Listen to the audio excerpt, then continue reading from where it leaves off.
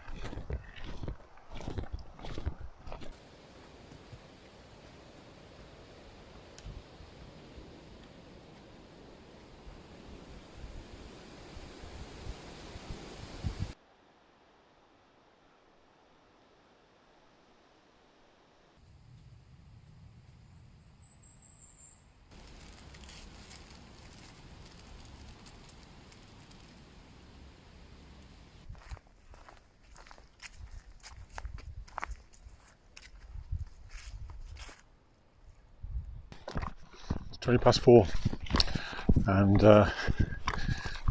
2 hours 20 minutes to sunset, and I'm just about 1.5 miles, 2 miles from Redbrook, so happy with my progress. I'm now walking along the old railway line that used to connect Chepstow with Monmouth, and walking alongside the River Wye. There it is, there's the River Wye. So I'm walking along the west bank of the Wye.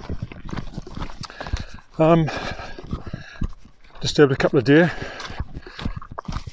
since I last spoke to the camera. I saw a mother and a fawn as I was climbing out of the Angiddy Valley. By the time I got my camera onto them, the mother already disappeared and the fawn was just following her into the undergrowth. And as I got to the top of Beacon Hill, I think it was a muntjac deer, very small, and it just scooted off as I got to the trig point. Glad I went to Beacon Hill. It's one of my favourite areas of heathland and woodland, and what I like about Beacon Hill is the fact that it's only just over 300 metres above sea level, but if you draw a line due east from it, there is no higher ground until you get to the Harz Mountains in Germany, on the old West-East German border. The legend was that it was the Urals in Russia, but a friend of mine discounted that. He did actually draw a line on his atlas and discovered it was the Harz Mountains. But even so, quite an impressive distance to travel before there is higher ground from Beacon Hill. So yeah, get to Redbrook now. I think I'm going to have a pint. I'm going to go to the shop and get some food as well. Food for tomorrow, and just to supplement this evening's dinner. And hope to find a decent spot in the woods. That's the plan.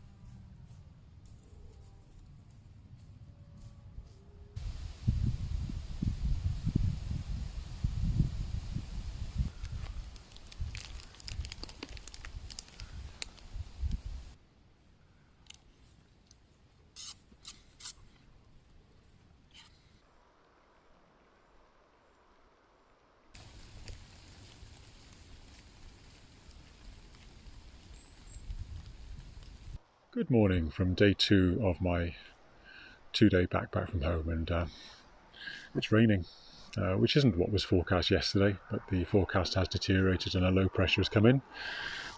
So got my coat on, but there we are. It's not cold, so reasonably comfortable. And I'm currently stood just above Bigswear Bridge, and I'm going to follow the Offa path, a lower path along the Wye, which I haven't walked for a while, to Brockwere. Now I'm going to amend my route and finish in Chepstow today, and the reason I'm going to do that is because I've got to write a route description for an event I'm organising in April next year.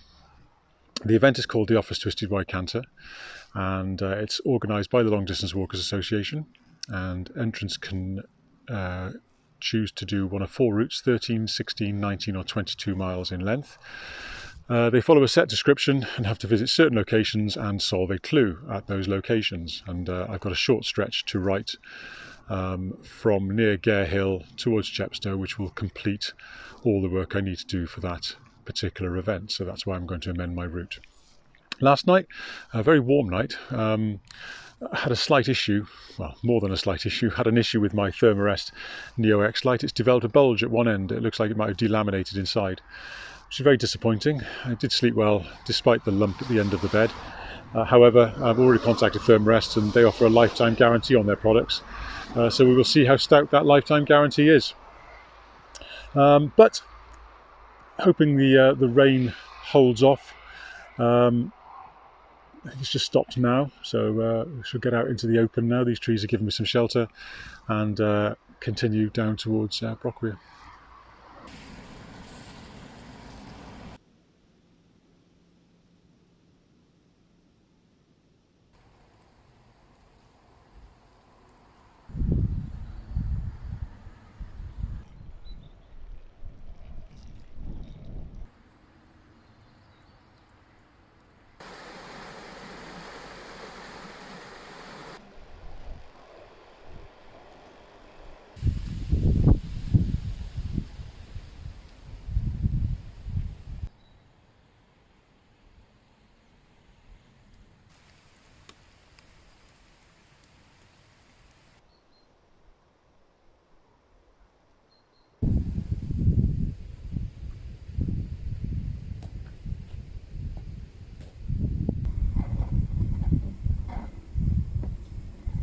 So I'm now at Wyncliffe, just outside Chepstow, and behind me you can see the River Wye below. And last year I took a photograph at this location at sunrise and captured all those wonderful trees in their autumnal colours.